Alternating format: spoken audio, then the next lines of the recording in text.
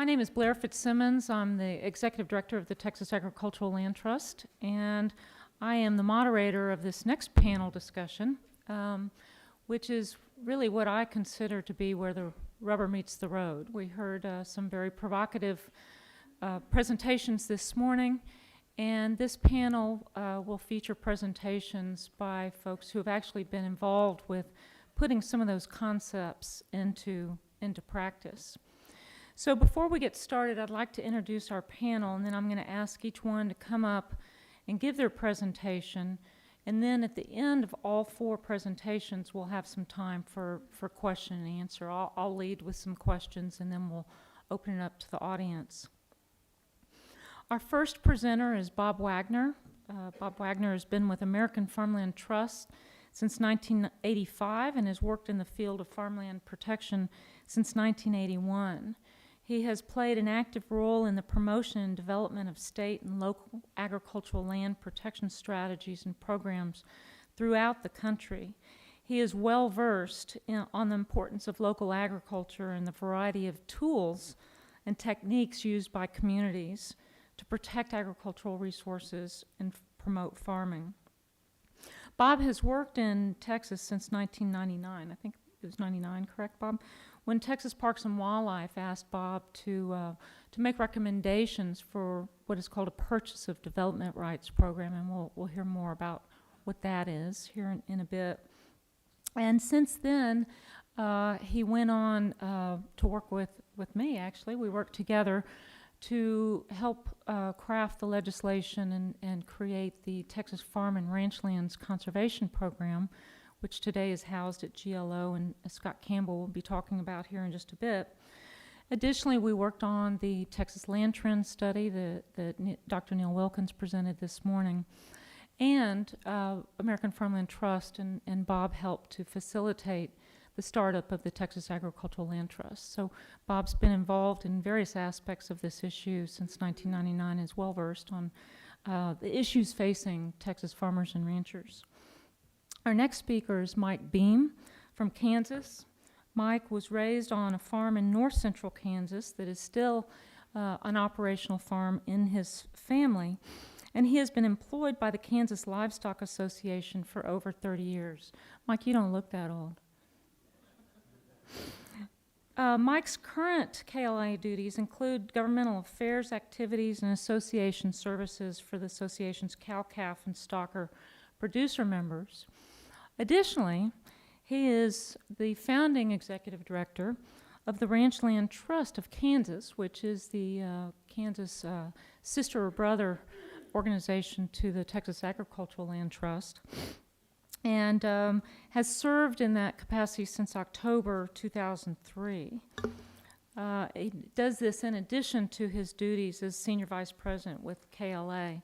I first got to know Mike through a group that we both belong to called the Partnership of Rangeland Trusts, which is an association of 7 agricultural land trusts that are associated with their state's livestock producers associations. And it's been a very dynamic and exciting experience for us. Mike, together with the other members of the Partnership of Rangeland Trust, was responsible in large part for helping us get up and going, in addition to the work that American Farmland Trust did. Our third presenter today is Al Singer, who hails from Minnesota, where I think he said it was 15 below when he left, so he thinks this is balmy here in Austin. Since 2003, Al has served as the land conservation manager for Dakota County, Minnesota. Under his direction, Dakota County has utilized proceeds from a $20 million county bond referendum and $44 million in non-county funds and landowner donations, an important leveraging fact there, to protect 4,700 acres of agricultural land and 2,400 acres of natural areas. As a part of this initiative, Al helped to establish a collaborative partnership. It goes back to what Dr. McIntyre was talking about this morning in establishing partnerships in communities to protect and enhance water quality along 360 miles of shoreline. This has relevance for us here in Texas as we deal with some of our environmental water quality issues, in-stream flows issues.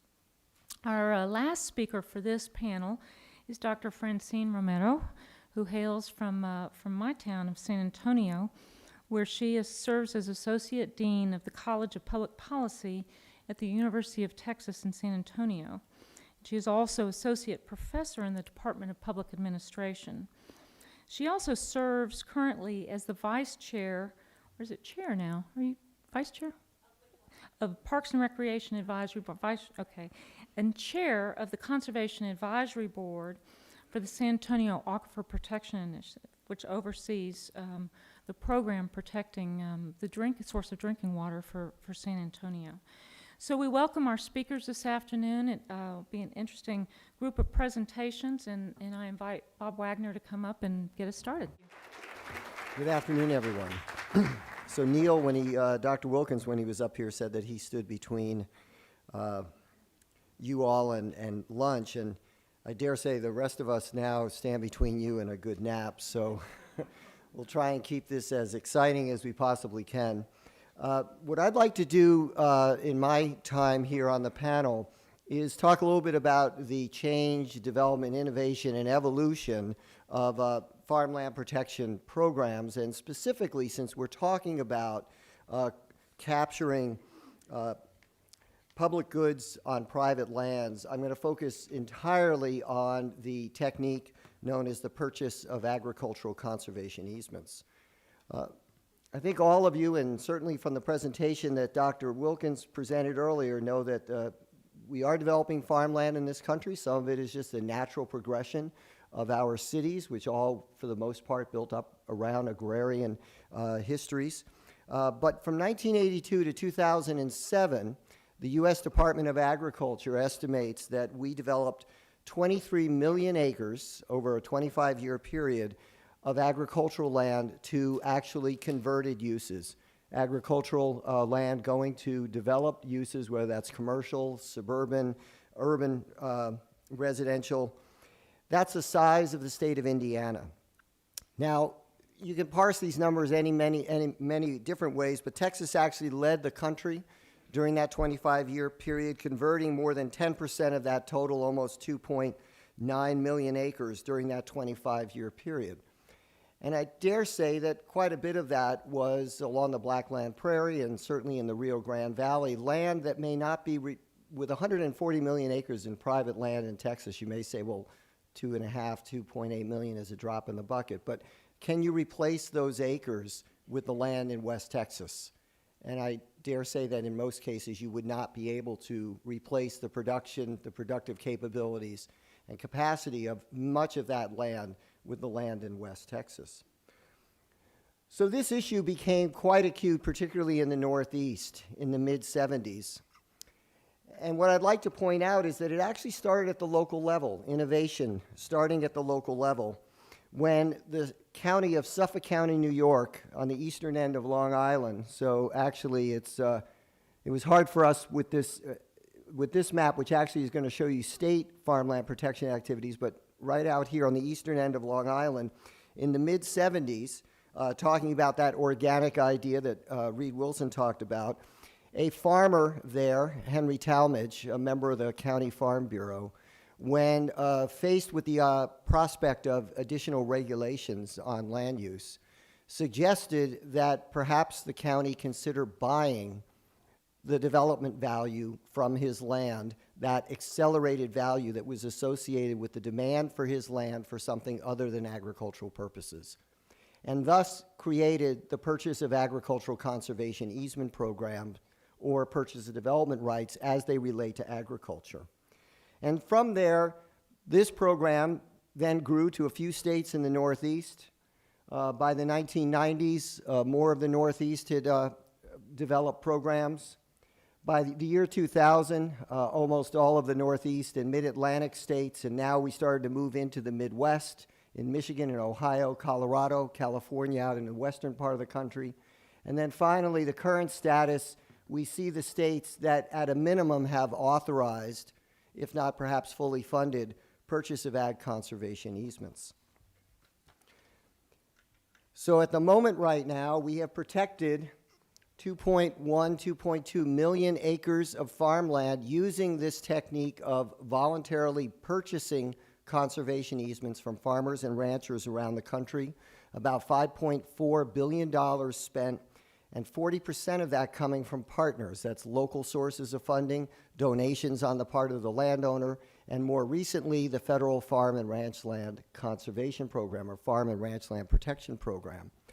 When you add in the amount of acres that have been protected by local jurisdictions, another 400,000 acres, we get to about 2.5 million acres, almost the same number of acres protected that we've lost in Texas in a 25-year period. So we still have a long way to go to keep up and get to a balanced position between that amount of land lost and that amount of land saved.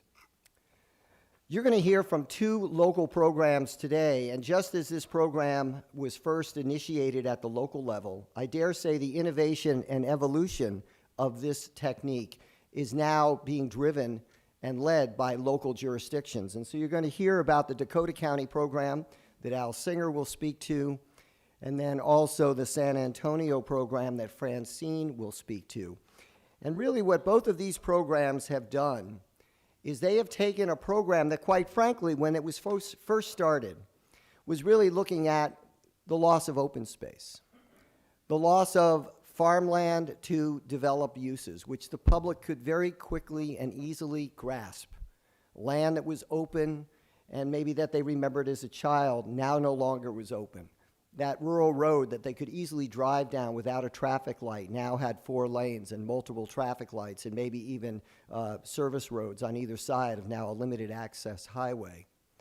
But over time, as people began to appreciate more and more many of the things that Reed Wilson was talking about earlier, those values that come from agricultural lands that we do not capture in the marketplace, there became more demand and opportunity around protecting farm and ranch land and having people pay for that. Not only pay for a benefit, but also pay to avoid costs. American Farmland Trust has done cost of community services studies around the country that shows that an acre of farm or ranch land taxed at ad valorem taxes to support agriculture more than pays its way in comparison to the amount of community services that that same acre of land demands. So while a residential acre may actually produce an enormous amount of tax revenue, when you consider the amount of services that that residential unit demands, it's actually a lost proposition for the local community. So these newer purchase of ag conservation easement programs are really looking at what's that trigger point? What is it that the public really wants out of this land, in addition to the food and the fiber and the energy production off of a farm and ranch, that they are willing to pay for that's outside of the traditional marketplace?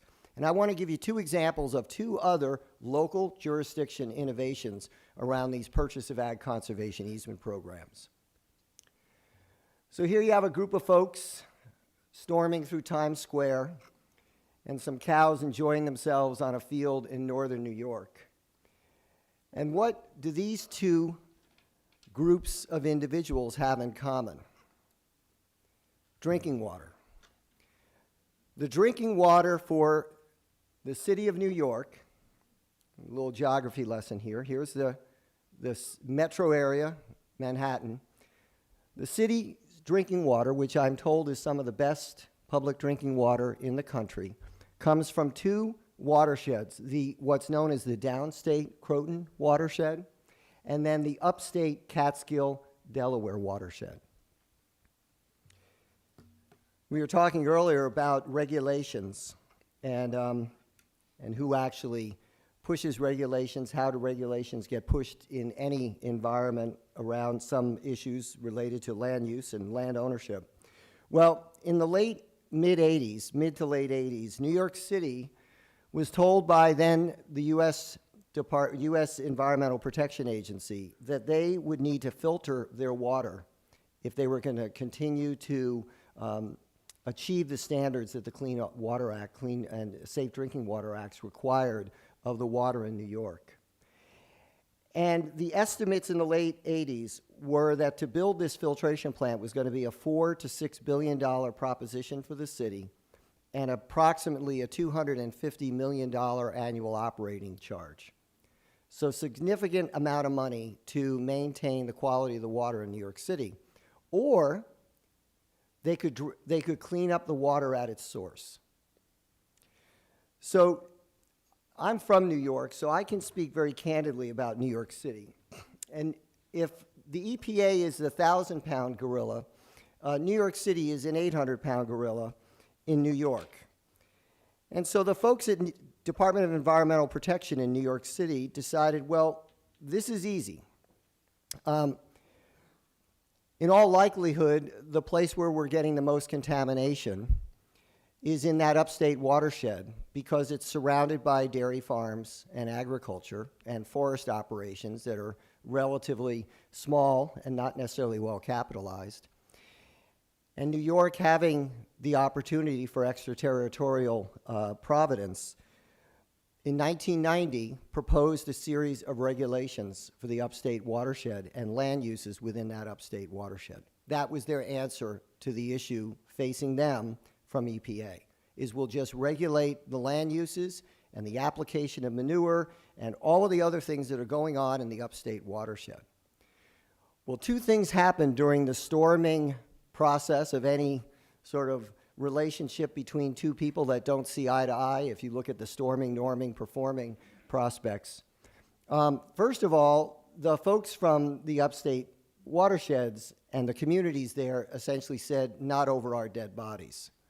These are our communities. We have the right to self-rule, and you're going to destroy our communities as well as our local livelihood. And have you ever checked the quality of the water coming out of our reservoirs in the upstate watershed versus those in the downstate, suburban, commercially surrounded watersheds of the Croton watershed? And indeed, New York City discovered that they had more water quality problems in the downstate watershed reservoirs than they had in the upstate watershed reservoirs. And an ad hoc committee made up of groups from Farm Bureau, farmers, local communities, and the New York Department of Environmental Protection got together and came up with what has become an absolutely fabulous success story that could have been a legal disaster, keeping attorneys and their law firms in business for years. They created the New York City Watershed Agricultural Program and Farm Conservation Easement Program, which is a partnership between the New York City Department of Environmental Protection and the Watershed Agricultural Council. This was in 1992. EPA held its breath and gave New York City a filtration avoidance determination based on the progress and success of this new venture. The following year, in 1993, the Watershed Agricultural Council was incorporated as a private nonprofit 501c3. You can see their mission there. And what I want to point to is that their council of directors is made up of 15 members, 13 of which currently are all farmers, either active or retired, from that Catskill, Delaware watershed. There's one local community representative, and there's one representative from New York City DEP. The Watershed Ag Council administers the New York City Agricultural Program and Conservation Easement Program on behalf of the New York City DEP. Basically, DEP pays for the program and the Watershed Ag Council administers it. They have two major initiatives: getting best management practices on the farms and forest operations within the watershed. Through 2010, they have installed over 5,000, close to 5,500 best management practices at a cost of almost $38 million, all paid for by the City of New York. They have matched federal conservation dollars with that money as well. But this eliminates much, if not all, of the cost share required of the farmers. 94% of the large farms in the watershed have whole farm plans, and 90% of them, as of last September, have substantially implemented their whole farm plans, which, from what I understand from talking to a National Resources Conservation Service employee that I know quite well, that's just a phenomenal figure, that many farms have actually implemented their whole farm plans. Here's a few examples of the kinds of things they're doing. Stream crossings, the kind of thing that as Dr. Wilkins was talking about earlier, and also Commissioner Staples, the kinds of things that a farmer may not necessarily see direct monetary value in, but it provides significant enhancement to the local community, to the environment, and by having it paid for, it makes it easier for the farmer to install that practice, which ultimately in the end makes that operation easier for them to manage.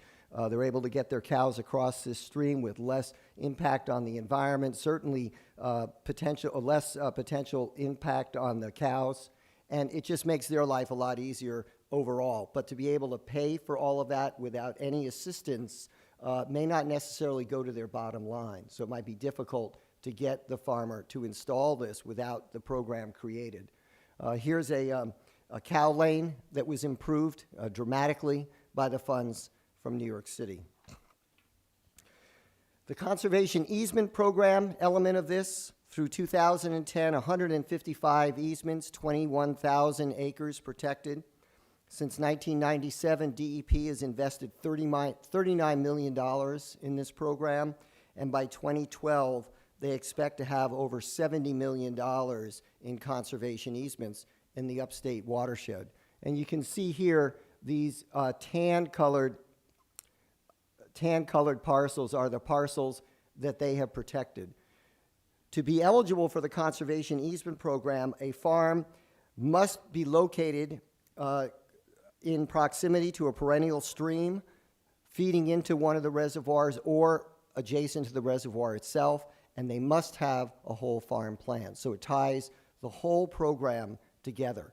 So if we go back and run these numbers, 70 million for conservation easements and about, say, 40 million for the best management practices, that's $110 million paid by the city of New York to make significant changes and not upset the communities in the New York City watersheds. That's less than half of what it was estimated it was going to cost the city to just manage the filtration plant that they were going to have to put in.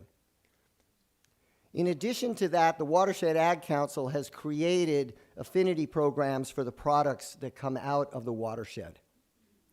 And these are then sold in New York City, connecting the residents and the consumers of New York City not only with where their water comes from, but the products that come from the farms and forests in their watershed. I'm going to quickly go through one other example for you. This is Lancaster County, Pennsylvania. This is the Susquehanna River. Washington, D.C. and Baltimore would be down here. Harrisburg would be up here. This county in southeastern Pennsylvania has protected, with state assistance, county assistance, and local land trusts, over 80,000 acres of farms in just this county. That is a platform, if you will, for adding value not only to the farmers, but also to ensuring that certain values are going to be there into the future. So the Lancaster Farmland Trust, in a very creative program funded by the National Fish and Wildlife Foundation, are developing a nitrogen nutrient credit program with local water quality, with local infrastructure, with the sewage treatment facilities in Lancaster County, but they're targeting it to protected farms. The idea being that this will provide additional revenue to farmers who have protected their farms through purchase of ag conservation easements, and also ensure that the benefit of those credits will accrue long into the future and not be eliminated when the farm is developed. So very quickly, a farmer creates nutrient credits by a variety of different practices that they can employ on their farm, which generates credits, which they then sell to wastewater treatment plants to basically offset the need for that wastewater treatment plant to put in tertiary treatment. So the water treatment plant is basically buying their tertiary treatment by buying credits from the farmers based on the nutrient and nitrogen benefits that are being accrued off of that farm, and then the farmer gets money on a per credit basis. Additional income for an environmental benefit and value developed and produced off of that farm. So for example, the Brubaker farm in Lancaster County is providing over $11,000 of nitrogen credits to the Borough of Mount Joy wastewater treatment facility in the county. And through the end of February last year, Mr. Brubaker received $3.81 per credit, or approximately $44,000 for the credits that were being produced off of his farm, sold to the wastewater treatment facility. So with that, I'm going to wrap up and pass it along to Mike. Here's my information, which I know is available in your packages. And also, I'll just alert you to this website, farmlandinfo.org, which is our technical resource website where you can get information on these and many of the other programs that you'll hear about today. Thank you. Good afternoon. I'm grateful that I was extended the invitation to attend and present a report on a project that we've been working on. And mostly I'm grateful because it's been a great opportunity to learn about other concepts and potential possibilities for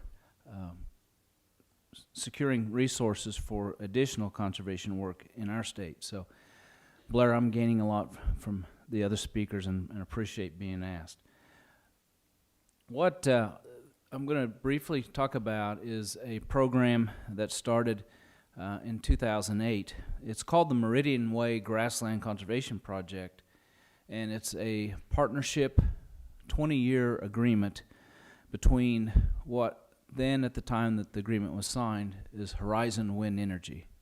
Now they refer to themselves as EDP Renewables. So if I continue to call it Horizon, it's because of habit today. Also in that agreement is the Ranchland Trust of Kansas, which is a agricultural land trust created by the Kansas Livestock Association, and the Kansas chapter of the Nature Conservancy. All three are partners of this agreement. I think in context, first, I should give you a little bit of a geography overview because it may be helpful to understand this project. The dark green is essentially the larger intact grassland areas of Kansas. This area up and down the eastern third of the state is tallgrass prairie, commonly referred to as the Flint Hills. And I'll be referring back to that in a minute. This is what we call the Smoky Hills, and you can see that although it's not as big as the Flint Hills, there's still a considerable amount of intact grassland or ranch lands in this central part of the state. This is another area called the Red Hills or Gyp Hills. The area of this conservation effort is in the Smoky Hills, and it's really, which is the western part of what's Saline County and the eastern part of Ellsworth County. It's just this real nice, large, intact area of grassland.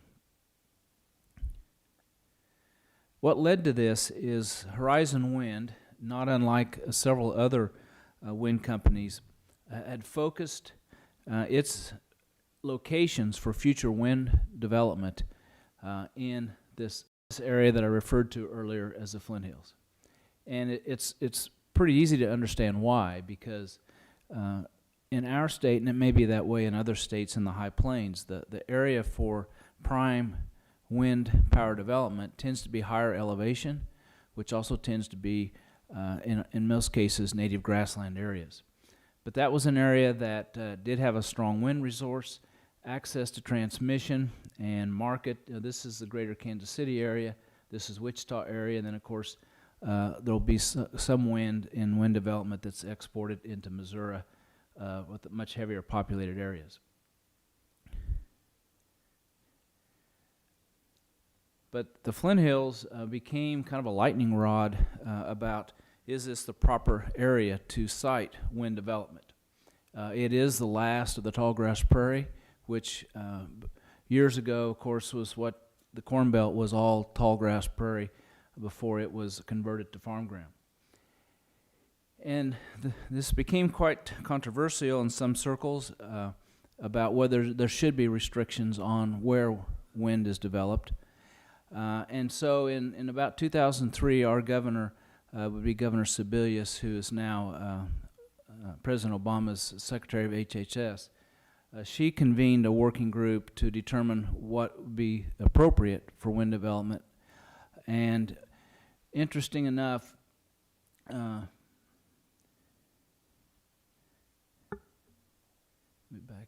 in about 2005, she, on her own, announced that there would be an area called the Heart of the Flint Hills that she was asking or requesting that there not be wind development.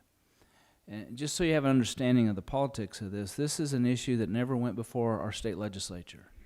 Our state legislature was very helpful in wind development, passed several laws exempting property rights, made sure there was no siting requirements. Any siting requirement or restrictions would be done at the local level. Just lots of positive things to try to grow renewable energies, including wind development in Kansas. And our governor was very much supportive of that. But she felt like, after listening to the conservation community and others, that this part of the Flint Hills deserves some special attention. So she essentially asked the purchasers of wind development, utility companies, to not purchase power that's developed in that area. So you can about imagine a utility company would be fairly receptive to a governor's request, and wind companies would be fairly receptive to purchasers if they told them not to develop there. So it was a non-legislative action, but nonetheless had significant power and authority. And part of the reason that the conservation community weighed in on it is the ecological system of the tallgrass prairie and many prairies all support, many of them support grouse species, and the species in this area would be what we call the greater prairie chicken. And you probably have heard in other states other grouse species are under protection. I know in Wyoming there's a huge effort to protect areas of grassland for the sage grouse.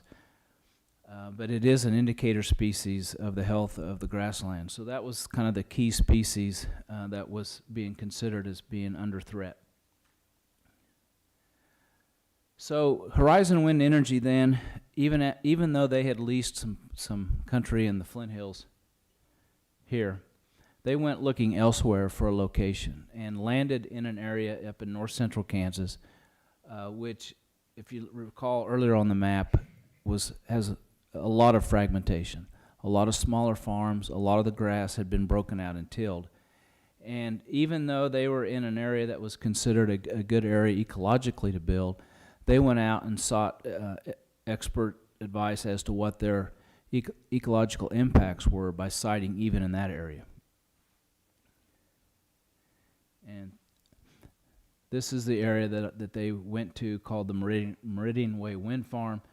And as they started the development, they sent out a request for proposals and said, even though we have moved our location from an area that was largely grasslands, we still think that we have the responsibility of making this truly green energy.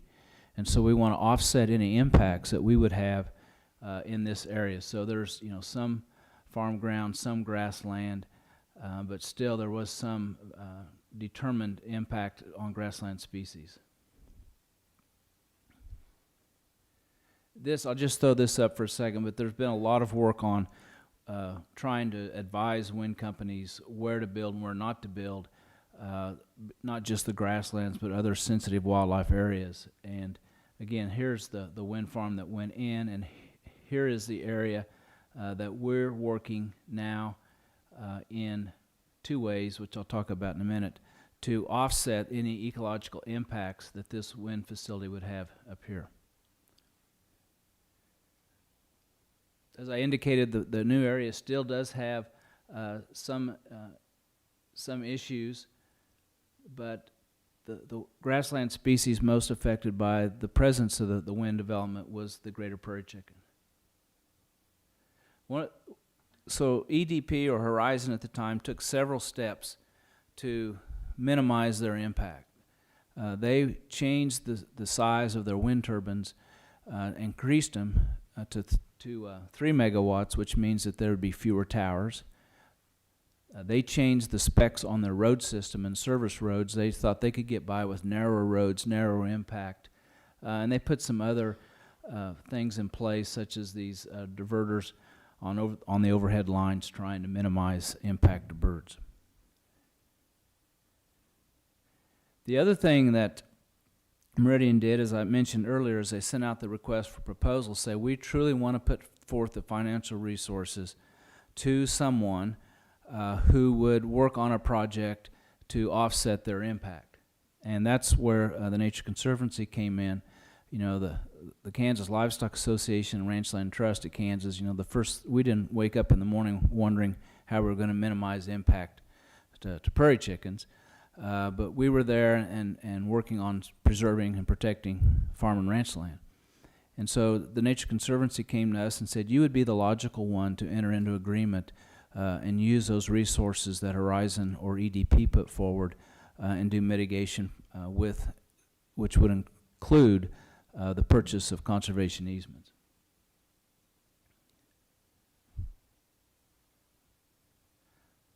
So the agreement that we entered into would be that we would somehow facilitate the improvement and enhancement of grassland habitat on 20,000 acres of grassland.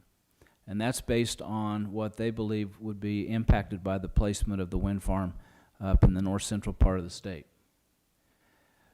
We would also work with landowners in a separate area to try to purchase and acquire conservation easements on at least 13,000 acres. We would enter into or somehow or other facilitate habitat improvements, which would be prescribed burning, which is necessary in this part of the state to control some invasive species, go in and work with other agencies to help on tree and brush removal, in some cases maybe changing the grazing strategies, and doing some other things even as minor as removing some of the unused fences. Noxious weeds and other invasives would be a part of that project. So our challenge by entering into this agreement was to not only work with EDP and with the Nature Conservancy, but to bring as many partners to the table as we could. And we felt like we could do that. We wanted to try that. We're still working in that area. But we have met with and will continue to work with the U.S. Fish and Wildlife Service, our state wildlife agency called Kansas Department of Wildlife and Parks and Tourism, other private nonprofit groups, Pheasants Forever, and we were going to rely extensively on NRCS. The whole thought is that if we could leverage the existing programs that the U.S. Fish and Wildlife Service has through their Partners Program, the state funds, although limited, private funds, and of course the Farm Bill NRCS programs, we could have an impact on, one, matching the money for the purchase of easements through FRPP or GRP, or two, try to direct some of those funds for that habitat improvement that I talked about earlier with programs such as EQIP that's funded and administered by NRCS. So we have 10 years to acquire the conservation easements in the plan. It looks like by the middle of next year we'll be halfway there. There's been a lot of demand. It's just a matter of having the manpower to process those easements and transactions. It's a 20-year program, so we'll continue to monitor the progress and even working with the state wildlife agencies on annual LEC counts or prairie chicken counts in the greater area. If needed to, the Nature Conservancy would consider loaning us some funds because the money coming from Horizon is staggered over 10 years, and if we needed a bridge loan, they would be there. And again, we're counting on getting contributions and participation from other partners. And again, EDP or Horizon would provide the money for the acquisition of the easements. So what we hope are the outcomes to improve the habitat. The other thing is this was really the first project to move into the Smoky Hills. I mentioned the Flint Hills. There's several groups and several initiatives to work to protect that area, but nobody was doing any work in what we call the Smoky Hills until this project came along. And the other area that's bolded here is what I think Horizons and Nature Conservancy's goal or hope was, that this project was totally a voluntary project. Horizon wanted to do things in an ecologically sound way, and they were hoping that this might set voluntary standards for the rest of the wind industry to follow. There continues to be a lot of debate about wind energy, siting of wind energy in our state, and I would, our governor now, Governor Sam Brownback, who is the other political party than Governor Sebelius, considered a very conservative person. One of the first things he did when he stepped in was he enlarged the area of the tallgrass prairie where he would ask that wind development not be. So it's really kind of a nonpartisan issue, but it still continues to be fairly controversial. But maybe as a wind energy, and I know they're having this dialogue a lot at the national level, but there may be interest by many forms of energy, including renewable energy, to enter into these green certification, voluntary mitigation type approaches and utilize the resources of some of the private conservation groups to put that on the ground. I'll be happy to respond to questions when that's appropriate. Thank you. Well, good afternoon. My name is Al Singer, and I'm very delighted to be here, including the fact that it's someplace actually a little warmer than where I'm normally accustomed to. And although the climate and our blue state politics and even the scale that I'm going to talk about this afternoon is a little different than what is sort of commonplace for the state of Texas, I'm hopeful that the approach and what we've been able to gain in knowledge might be useful in adding a degree of richness to this really important conversation. So what I want to do is really go over the context of the county, how we got to where we are, what the program components are, a little bit on the representative projects, some of the outcomes, and the future directions. Dakota County is one of the 7 core counties of the Twin Cities metropolitan region. Our region has about 3 million people. We have about 14% of that population. We have interesting demographics in the county. We have 21 cities and 13 townships. We also have a regional form of government called the Metropolitan Council. And so we've got lots of different layers. Each of our watersheds also have their individual elected or appointed bodies that have taxing authority, and so there are multiple levels of government to deal with. We also have a great deal of ecological diversity in this county. It's the site where the last glaciers that went through Minnesota ended, so we have outwash plains and moraines and lots of interesting diversity in the landscape. But perhaps more importantly, we're a county of rivers. We have the Mississippi River to the north and to the east. We have the Minnesota River on the north and the west. We have the Cannon River on the part of the southern boundary. And then we have what's considered one of the highest quality urban trout streams in the entire country that goes right through the heart of the county. And then, of course, we've got lots of streams and tributaries as well. Let me sort of back up here. This is what the population looked like in 1960. St. Paul is right here. Minneapolis is right here. This is what it looked like in 2005. Now, there's a lot of reasons why this looks the way that it does.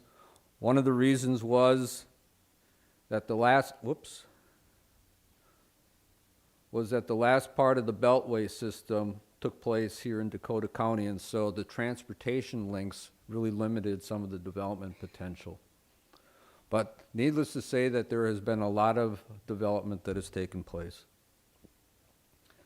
This is what the more developed portions of the county looks like, and you can see most of that. Well, I'll get this. Most of that development that was taking place in the last half of the decade was really along the fringes. Now, there's a reason for that, And that is because the townships have land use authority. We're the only county in Minnesota where the county does not have zoning and land use authority, which is more parallel to what occurs here in Texas. So all of those land use decisions are made by the townships or the cities. The only thing that the county has is along the floodplain and shoreland. We also have what's called the Metropolitan Ag Preserves Program. That's basically an 8-year covenant that gives really modest tax incentives to the landowners, but it also prevents annexation from taking place. And then there's another tax policy where if people show that they have agricultural use of their property, they can be classified as green acres and pay a lower tax rate. In the county, about 2/3 of the county is still rural. We have about 250,000 acres of farmland. This is considered some of the richest farmland in the country. Some of our topsoil is 15 feet deep. We still have about 1,000 farms. Average size is about 231 acres, and most of the production is corn and soybeans.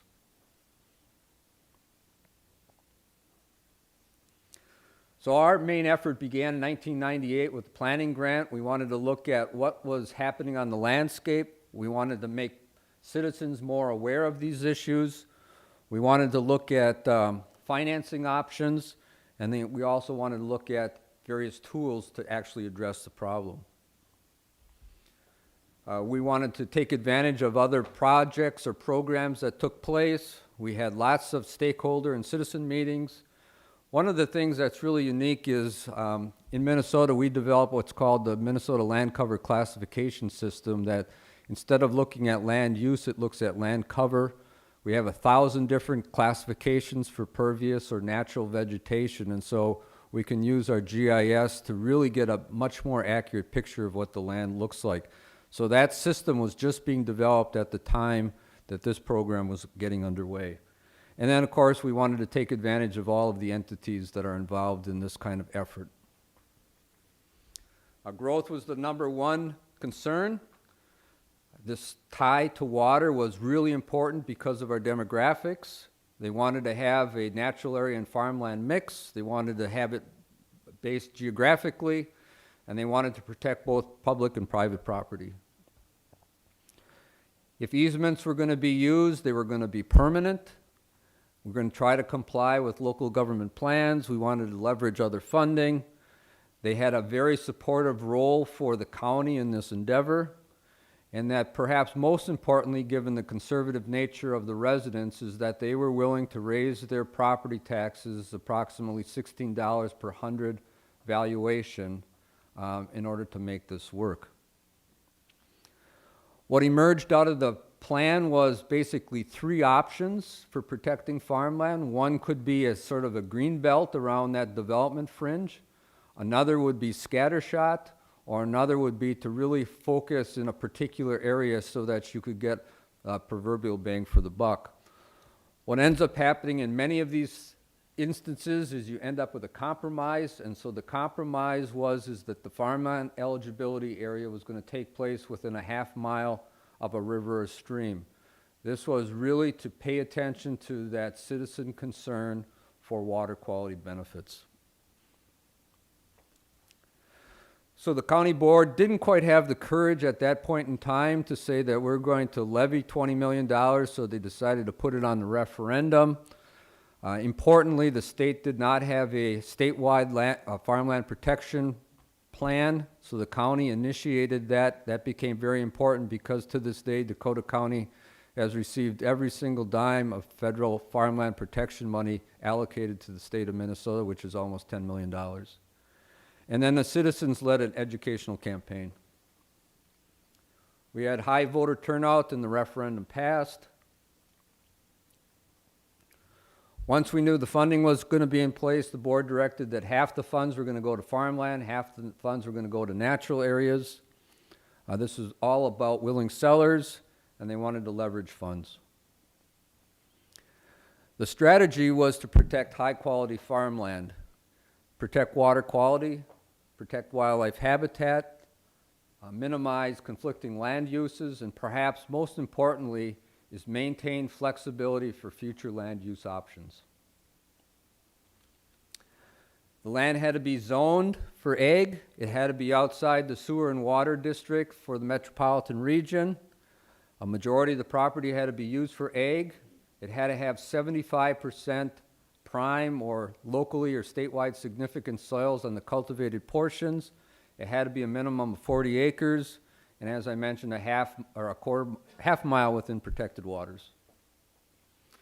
The board also said that they were going to be accountable to the citizens, so there was a citizen advisory committee that actually weighed in on making selections of every single project that has been funded to date, and that there is this ongoing dialogue with the county board. We have a generalized process. I won't spend a lot of time talking about that. Our easements, as I mentioned, are permanent. They exclude both current and future road right-of-way, as well as building sites. The cost was based on before and after appraised values, and the county's contribution was not going to be more than $5,000 per acre. Farmland, when we were at sort of the peak of this in the metro region, was going for about $15,000 an acre. Our plan, each of the projects had to do a stewardship plan that basically said that there would be erosion control methods, but that every property that was located adjacent to wetlands or riparian areas had to permanently protect a buffer of 150 feet wide, of which the county paid for all of the costs. And then the county would end up monitoring these easements.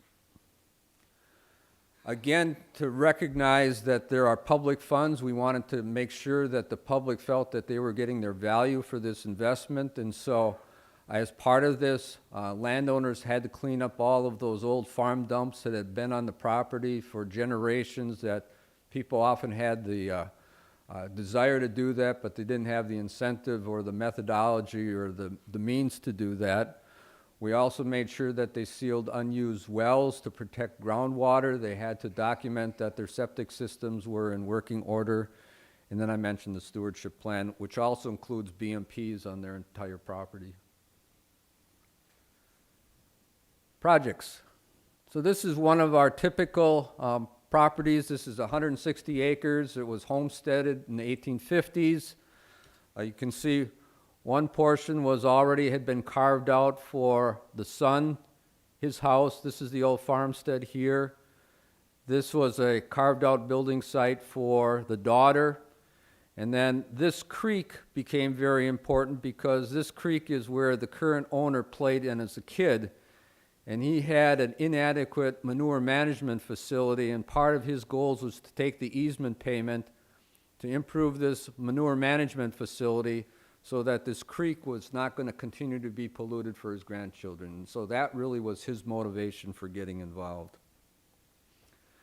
This project along the Cannon River basically shows that 150-foot buffer. And what we would also do is we would put fencing in to keep the livestock out of that 150-foot buffer. Many of our farmland projects also include natural areas. And so we worked with the landowner to put in buffers and cattle crossings and fencing cattle lanes and putting in new culverts and so forth. Again, really paying attention to his overall operation, but tying it back to water quality.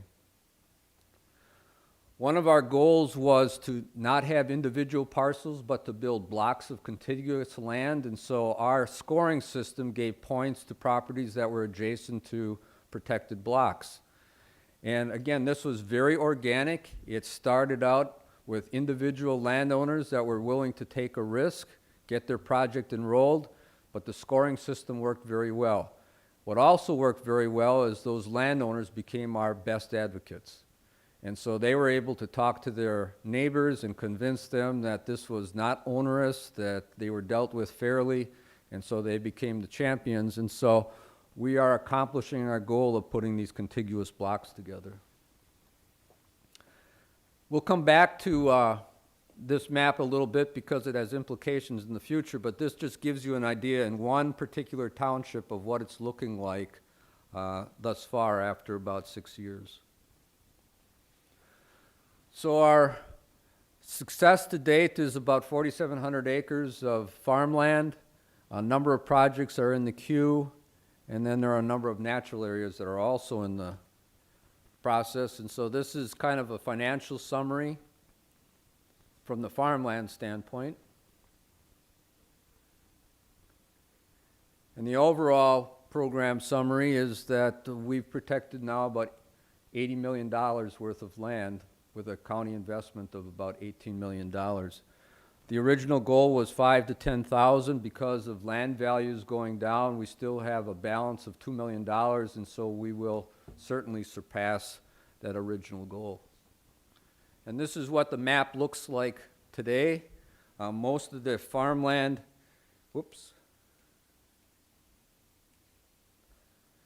most of the farmland is here in the southern tier townships. We've got some farmland up here. Again, this is the Minnesota River, the Mississippi River right through here. The city of St. Paul actually is right here. And then we've got a number of county parks that are located. There's a National Wildlife Refuge on this portion of the Minnesota River. There's a unit of the National Park Service on this portion of the Mississippi River.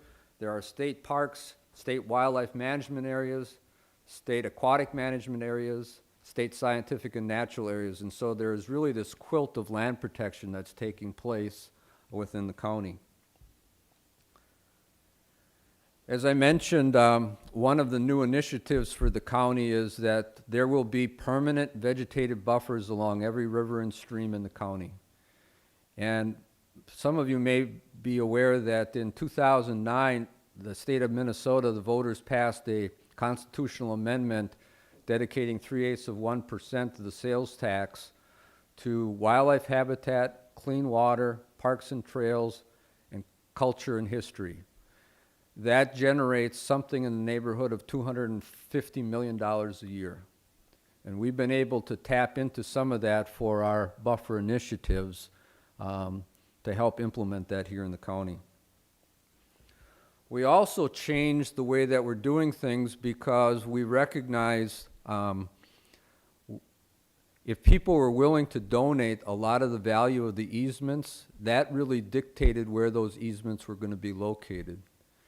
And as property values diminished, the financial considerations became less important. The other thing that we did is we initially started out buying all of the development rights. What evolved in this was that we said to the landowners, we'll actually give you more points if we don't have to buy your development rights, if you simply move them and cluster them. Because 1/40 zoning still works for a viable agricultural economy. It doesn't work if you're putting these individual farmsteads right in the middle of these egg production areas. And so what landowners would do then is they would move their building rights to the township roads and put them along the road or in corners. They didn't have to use those development rights. They can be an asset. They can transfer them to other landowners if they wanted to. But it allowed us to accomplish 95% of the land protection at roughly 30% of the cost. So it allowed us to be much more efficient with our funds. But what you'll notice is that location now has become the premier factor in making our decisions. And we've gone further to say that if we're going to do this, we're going to maximize public benefits. The development pressure has gone out of the market, if you will. And so we've got to be able to justify to our taxpayers and to the general public that more than just the farm owners are receiving benefits by the payment of these dollars. And so what we've done is we've started to create these zones, and theoretically then if a property has 4 of these components, those points are additive, and that project will score much, much higher than a project that would be outside of these zones. It gives landowners much more incentive, but it allows us to be more strategic and prioritize our decisions. So what you see is these areas that are darker are the easements that are already acquired. The zones then were expanded to go 40 acres beyond those zones, which you see here. And those became sort of the first phase of our egg conservation zones. And here you can see a little larger idea. So this is all computer generated. We use our GIS to develop that. You can see this was our original eligibility area. This was the stream. This was that half-mile zone. This is what allowed this landowner to get in the first place, and then because of the adjacency, all of this land that came in, and then this egg conservation zone is a quarter mile away from that, and these are other natural areas. So if you look at this for another egg zone, the area in red, which you see here, is taking that quarter mile boundary around those egg easements. And then we did parcel analysis, and by that parcel analysis, we've amended the boundary. We've excluded small lots. If there's adjoining ownership, we included that beyond the 40 acres. And so this made it much more practical in terms of moving forward. Then what we looked at is all of the streams, all of the wetlands, and all of the hydric soils, and looked at that in the context of what these egg conservation zones look like. And then finally, we started mapping out all of those natural areas and see how that overlays with these egg conservation zones. And so the resulting matrix is what's going to guide our future decisions about farmland protection. We want to build that sort of ecological, that practical, that multi-purpose, multi-beneficial approach to farmland protection in the county. We also want to be thinking about food production. We are the only county in the metropolitan region where we have a viable agricultural economy. And so we want to be thinking about how do we set things up for not necessarily industrial agriculture of corn and soybeans, but of vegetables and other specialty crops for the local population.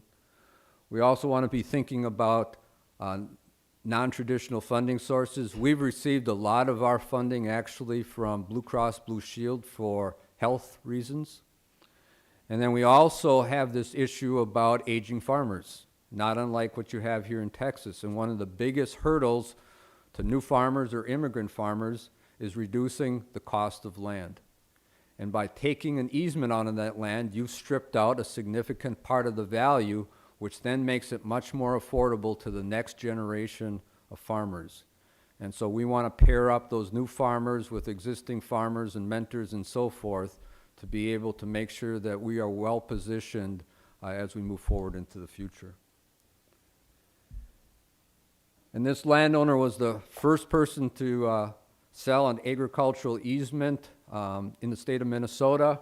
He's 82 years old, and he was out there with our Citizen Advisory Committee, proud as punch that he can say that he has made a lasting legacy in Dakota County and the state of Minnesota. Thank you. I'm Francine Romero. I want to reiterate, I don't represent the city of San Antonio. Don't work for the city of San Antonio. I do work for UTSA, and I'm, I guess, kind of a citizen volunteer on the Conservation Advisory Board, but I am also the chair of it. So what I'll be talking about is the Edwards Aquifer Protection Program, and I'm happy to see that people know about us. Several of you have already mentioned this. And so very basically, this is 1/8 of 1% voter-approved sales tax. And it is to purchase fee-simple purchases, conservation easements on the Edwards Aquifer, recharge, and sometimes a little bit of contributing zone. Obviously, the Edwards Aquifer is San Antonio's major source of drinking water. It's not our sole source anymore, but it is our major source of drinking water. And I'll show you these figures a few times, but to date, we've spent about $135 million to protect approximately 97,000 acres. And we are just about to start a new round of funding and purchases.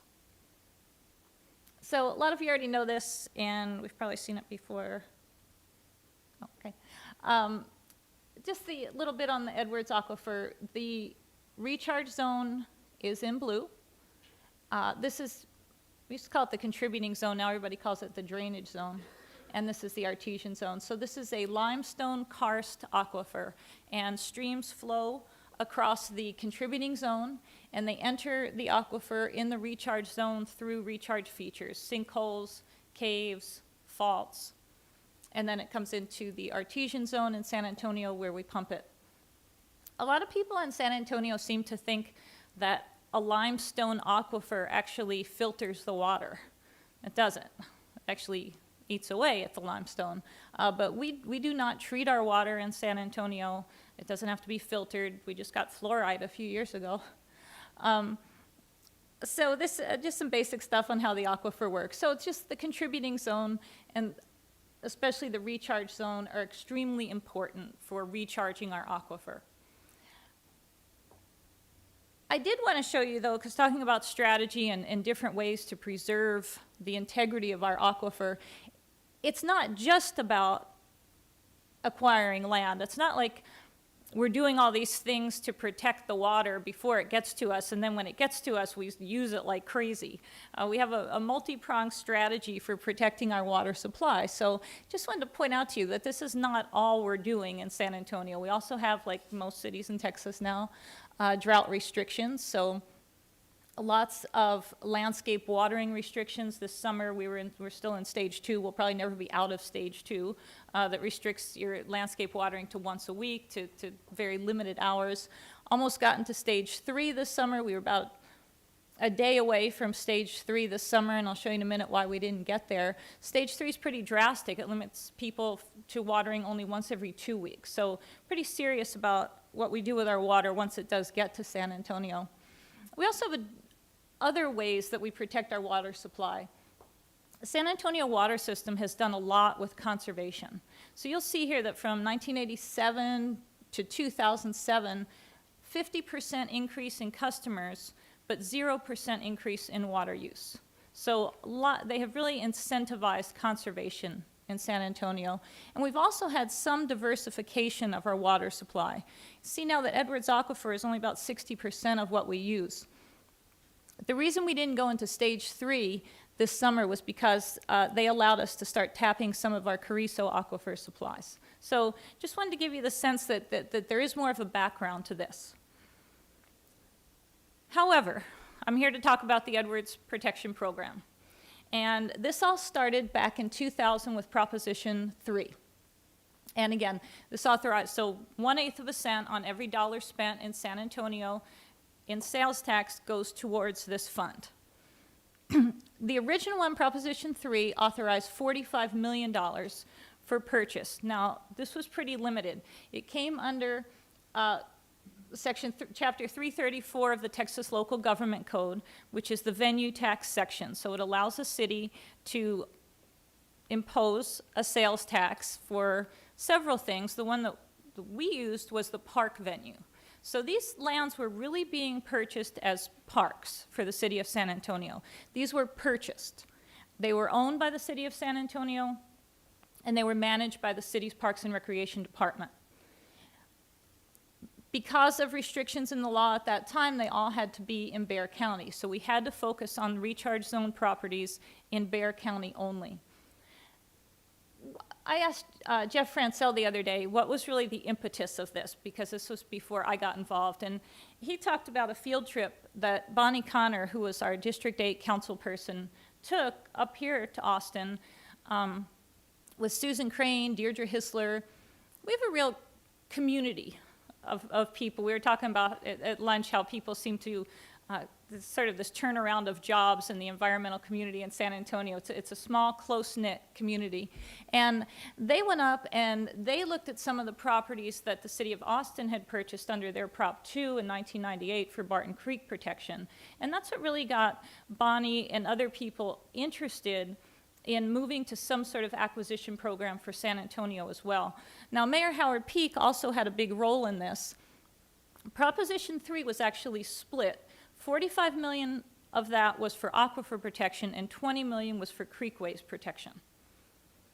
And Howard has always really been a champion of creekways in San Antonio. But Bonnie represented District 8, and a good portion of the aquifer recharge zone in San Antonio is in District 8. And of course, she was well aware of how rapidly District 8 was developing.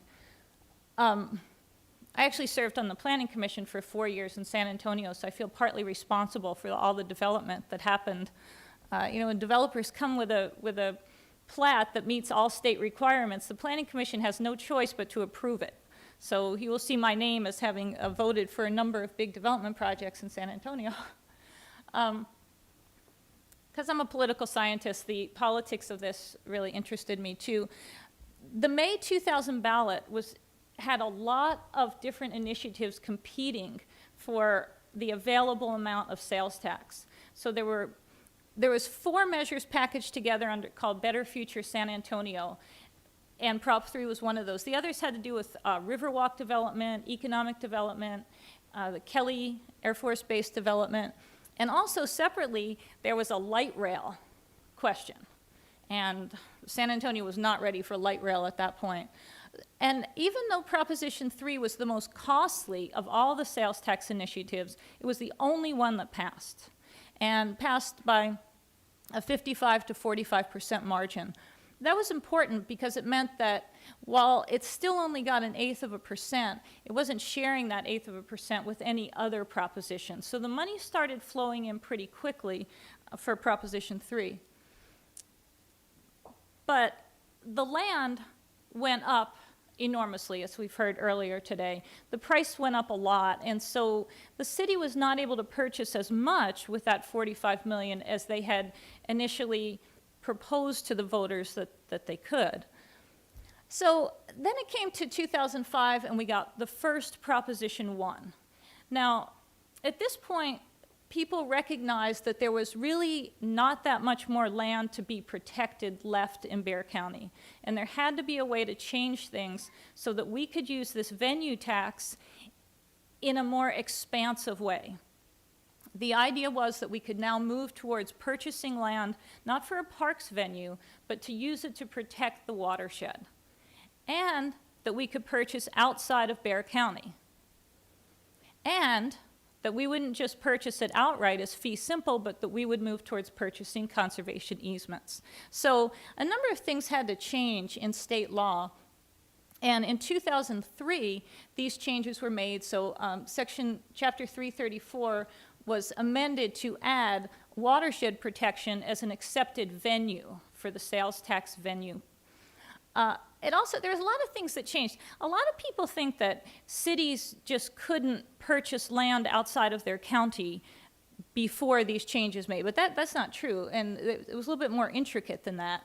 It had to do with the fact that before this change came in, we were purchasing land under the parks venue. A city cannot purchase parkland outside of its county because of Chapter 331. So again, we had to call it something different. It also stated in Chapter 334, it does specifically state again, the venue that you're raising this money for has to be inside your county. But again, that was amended to say that no, if you're doing it for the watershed protection, it can be outside of your county because that made sense for the Edwards Aquifer, and I'll show you that in a minute. There's also a section in here, and I think it was Reed that was talking about making sure the rights are intact. There's a section here that says, refers to the water that it's actually purchased with this, which is getting to the point of when we buy these conservation easements on land over the recharge zone, we are not purchasing the water rights. That's a pretty sensitive subject in that area, so the law makes that very clear, that we are not purchasing the right to the water itself. So, Proposition 1 comes on the ballot in May 2005, and all the groundwork's been done in the state legislation to make it okay. However, there was now some opposition that had emerged in San Antonio. And keep in mind that now we were asking for $90 million solely for aquifer protection. We continued to ask for creekways protection, but that was in a whole different proposition. So now we're asking the voters to approve $90 million in sales tax just for aquifer protection. San Antonio Chamber of Commerce came out against this. And again, this was largely premised on the fact that not as much land had been purchased as had been maybe promised in Prop 3, the previous one. Also, you know, when you start purchasing recharge zone land in San Antonio back in those years, you're likely purchasing it from some wealthy developers. So that was kind of spun as, oh, the developers are really getting a windfall from Proposition 3. And we had this, I guess every city has their curmudgeonly columnist, and ours was Roddy Stinson, who's gone now but missed. And he just wrote so many columns about it, and talking about the Sierra Club lotus eaters and all kinds of crazy things. And he really pushed against it. But there was a campaign for it. It wasn't a huge campaign. I was a little bit involved in it. Bonnie Connor, again, was really helped to push that. She had a steering committee of people. She sent us out to go talk to people. She sent me to talk to the Republicans' men's club, which I thought was a little strange. But Bonnie always said that people in San Antonio just get this. And I didn't grow up in Texas, and Bonnie didn't either, but she seemed to have a really good sense that San Antonians are pretty savvy about this kind of thing, and they understood that this was to protect our water supply. They pretty much trusted how it was going. And so people came out and again passed this by a 55 to 45% margin. When you get to the point whatever, it's a tiny bit lower than the last one, but still pretty high. So why did we want to expand it out to the other counties? Well, because of the aquifer flow pattern. The recharge zone covers, is roughly going from west to east, Kinney, Uvalde, Medina, Bexar, Comal, and Hays County. But it's really from Medina and Uvalde where we get most of our water in San Antonio. And this shows you that Uvalde and Medina counties together account for over 50% of the recharge zone that funnels water into San Antonio. So it's really important for us to focus on Uvalde and Medina. And as Neil talked about before, I think people started to see that development could be moving out into those counties. Bexar County is pretty much developed now. So development had to move somewhere, and it would probably be there, so that's where we really needed to focus. So the $90 million did pass, and I'll show you in a minute how much land was purchased there. Now, why did we want to move to conservation easements? Well, the obvious reason is they're a whole lot cheaper. We didn't have enough money just to keep purchasing land outright, so the easements are cheaper.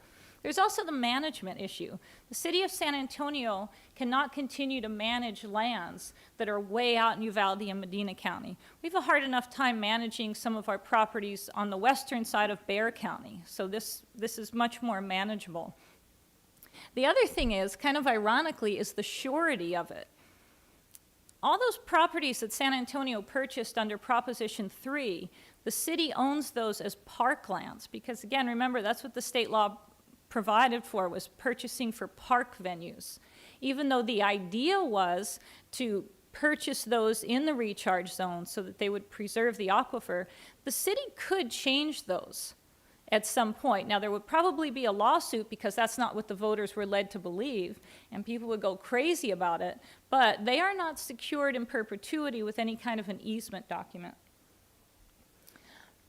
Now we came to Proposition 1 in just about a year ago. And basically the same version as in 2005 for an additional $90 million. What you'll see here is now the San Antonio Chamber of Commerce is in favor of it. Kind of reluctantly in favor of it, but in favor of it. This one passes by a 66 to 34% margin. Maybe because people like the idea even better, but remember those previous elections were in May, this one's in November. In May, the I'm against all taxes people tend to come out pretty strongly, and in November those numbers may be a little bit diluted, but still much stronger support here. This, you saw this map before, but this is a map of the protected purchases. The yellow are the conservation easements in Uvalde and Medina County that were purchased through Proposition 1, the more recent purchases. The green ones over here were the Prop 3 purchases, and you can see that we've clustered them around Government Canyon and around Friedrich Park. We've talked about this a lot today, about the importance of consolidating land. It's important for many reasons. It's also important for aquifer recharge. We try to keep these lands as adjacent to each other as we can. That also helps with management issues. For the city natural area staff who has to manage these, it's easier that they are all in one place. So this is what we purchased. This is where we are right now as we go into the next phase. And this just lists some of them.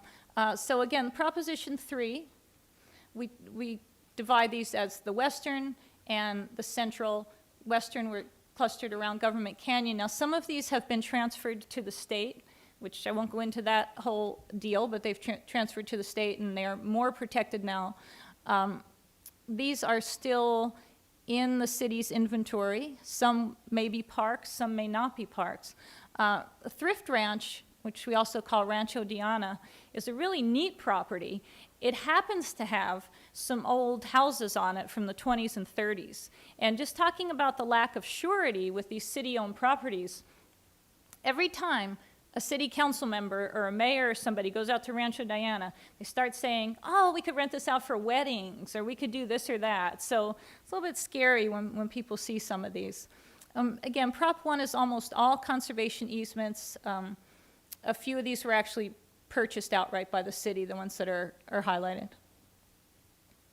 Just a picture of Crown Ridge Canyon Natural Area, which was the one that was actually opened as a park. It was the first Prop 3 property to open to the public.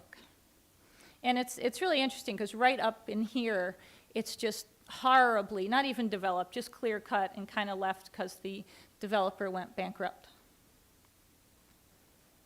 So how we administer our program. We have 2 staff members that work for the city and city's capital improvements management program. We have a special project manager and a management analyst. Their salaries are paid from the Prop 1 funds.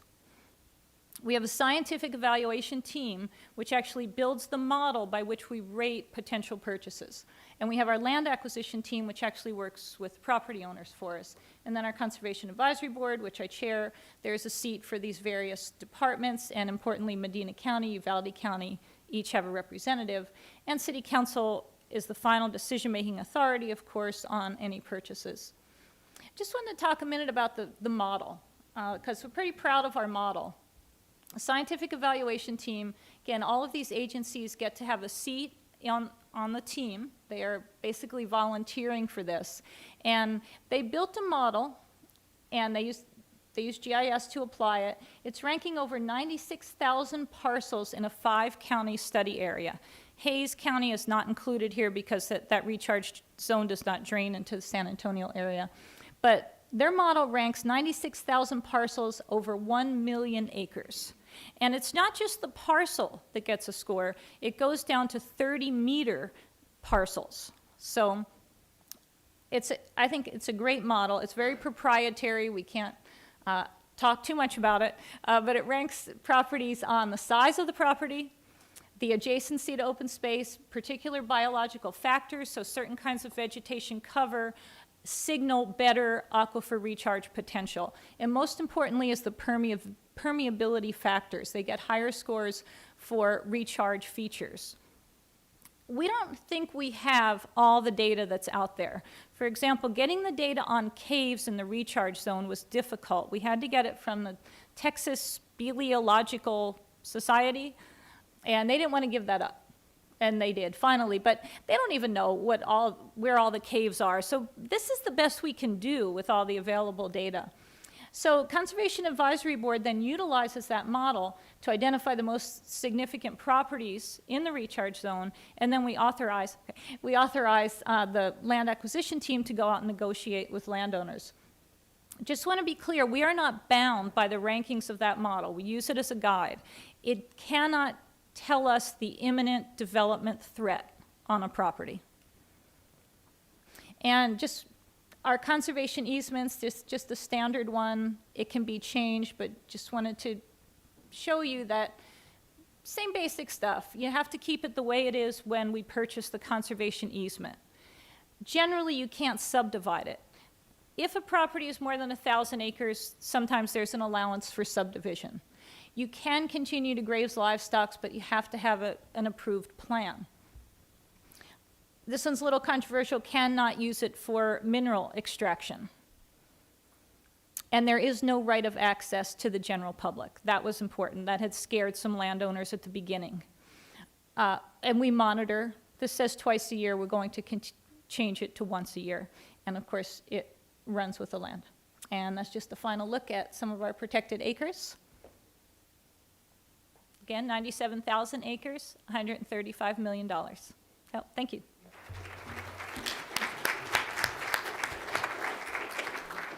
Thank you, Francine. Thank you, all of the panelists. I had a list of questions that I was going to pose to each one of you. However, we are running a little short on time, and I think I'd rather go ahead and open it up to the audience. I was wondering, the gentleman from Minnesota, on how that stream buffer initiative was working. I wasn't quite clear if those were actually easements or how you implemented all the stream buffers that you did in your county.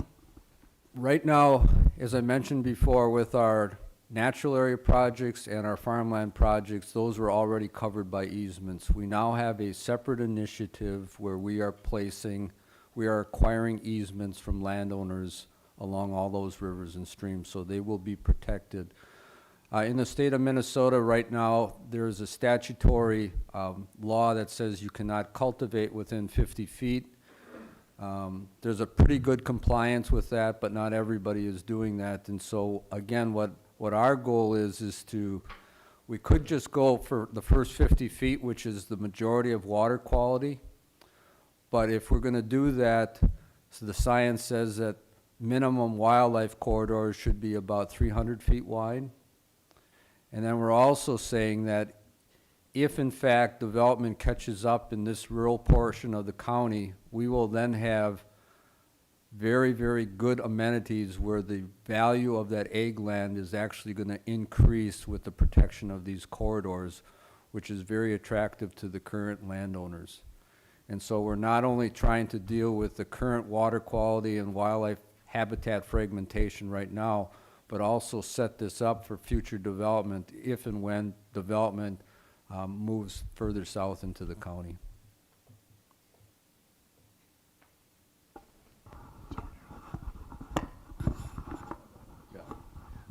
This is for Al Singer also. When you're doing this, the easement program, if you have an easement, say, that's 100 acres, 150 acre farm, and it gets, but there's nothing around it that's protected. In other words, it's the, one, and I think you're trying to avoid that, but if you have one that's isolated, what happens when development catches up with it and then there are pressures on by population and not wanting farming or spraying, that type of thing going on? It's a really excellent question, and it's really difficult to project the future. I think we're in this for the long term, and the way that we're trying to do this is to build those blocks. But inevitably, there's going to come a point in time where there's going to be conflict between one adjacent land use and this protected land. There is an escape clause within the easements that if all of the parties agree that those easements could be sold at some future date. That's not the intent, but that would be, we have to be practical and realistic about this stuff as well. That's why we've really tried to stray away from these individual parcels. But again, we did this from an organic, willing seller point of view, and you have to start these long journeys with single steps. And so these are the landowners that stepped forward. We're hoping that through this process, we're going to continue to increase these blocks of land so that that can be minimized. I had a question here for Francine. You mentioned about the selection criteria. There's nothing on there at all about like an imminent threat for biosecurity. Are there sites that would possibly have that? And also, of course, wildlife habitat. What was the first one? The threat for what? The threat for like biosecurity, public access or adjacency to industry or other things like that. Oh, yeah, no, there is nothing like that on there. When we do the biological cover, it is actually discounted for some agricultural uses. So that sort of threat is taken care of with that. And the second part of your question was about public access? Public access is being part of the biohazard threat, but also wildlife management for the habitat. Oh, yeah, habitat. The funny thing about our program is it has multiple benefits. It protects habitat, it protects endangered species, it protects farming and ranching, but we can't say any of that because we have to keep a very narrow focus on aquifer protection. We got into that a little bit when we started the campaign for the last Prop 1, where people said, well, maybe we should say that this does other good things too. But a lot of people said, no, don't even go there. Like, especially in San Antonio right now, endangered species is not a great thing to bring up, I guess. So it's there, and we know it benefits, but we don't even call it that. So even with some of the biological layers, certain kinds of land cover that we know is conducive to recharge also happens to be endangered species habitat. We don't call it that. So it's there, but we don't officially recognize that. That stays in this room, right? I have a question. I'll jump in here. These projects and these all involve conservation easements, which by nature are voluntary. And each one of your projects deals with agricultural lands. The agricultural community, agriculture by nature is a very conservative community. And how do very rooted in private property rights, as we heard discussion of this morning. Describe your outreach efforts, or describe the successful outreach efforts. How do you go about reaching out to landowners to convince them essentially to give up a property right, to participate in this program, and how do you cultivate that interest? Mike, if you want to maybe start.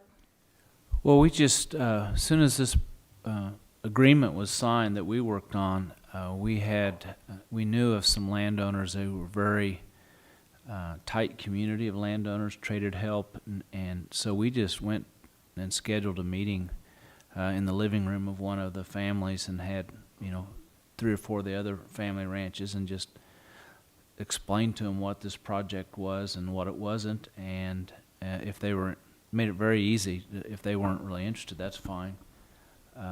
And we did not and have not yet done any work with them, but we knew that core group would be instrumental in how this project would be accepted, and it was the permanent aspect of it that so far has kept them away from it. But we went to them first, knowing they'd be thought leaders in the community. Bob? What I would highlight is in the New York City watershed example, if you remember when New York City threw on the table the proposition or the prospect of regulating the land uses in the upstate watershed region, it was the solution to that, or the counter argument to that, grew out of the agricultural community. It was the farm community that stood up, and those leaders said, no, there's another way to do this, and allow us to devise and propose an alternative plan of action. And that was led by, as Reed Wilson talked about earlier, that, that highly regarded, well-respected individual within the farm community who could then bring along, if you will, his or her peers. And the Watershed Ag Council is really evidence of that, with 15 members, 13 of which are all either active farmers or recently retired farmers. And so being able to see how a program like this can work for you and your neighbors by the actions of those that you respect within the agricultural community has been critical to the New York City Watershed Program, and I dare say, from our experience, critical to almost every single such program around the country. Good. If nobody else has a question, I have a final question for the panel. In each case, these deal with permanent easements, perpetual easements. A perpetual easement, in its construct, requires ongoing monitoring and oversight by the entity that holds the easement. How do you ensure that these programs will endure in the face of the political, I guess, framework that each one was constructed in, except for perhaps Mike's? How do you ensure that the project will endure given political seasons? Why don't we just go down the line? I'll just say for the case of the New York City watershed, it's probably the easiest, perhaps, well, I would say maybe in similar to San Antonio. New York City has an extremely vested interest to make sure that the perpetuity of these easements is intact, because by having these easements in place and not violated, the city is then able to continue to present to the US EPA that it is meeting its requirements and avoiding the filtration order that EPA has dangled over the city's head. So perhaps more so than many of these other programs, all of which have some kind of monitoring enforcement responsibility and hopefully the goodwill of everyone to see those through. There is a real self-fulfilling, self-serving need on the part of New York City to see this program continue to be successful. One of the ways we address the permanency of this is to part of the funding, and for each conservation easement we do what many land trusts do and set aside a good chunk of money going into an endowment for perpetual monitoring and enforcement if necessary. I think part of what we have to do as the city is just to make sure we do everything perfectly. We have to be able to defend that model that we use to purchase. We have to be able to defend that we have been monitoring. We actually got tweaked a little bit for that because the city did an audit of our program and the monitoring was not up to date. And then we very quickly got there and there were no problems. So that was really good. And I think too, yeah, with us, I think the citizens have bought into it.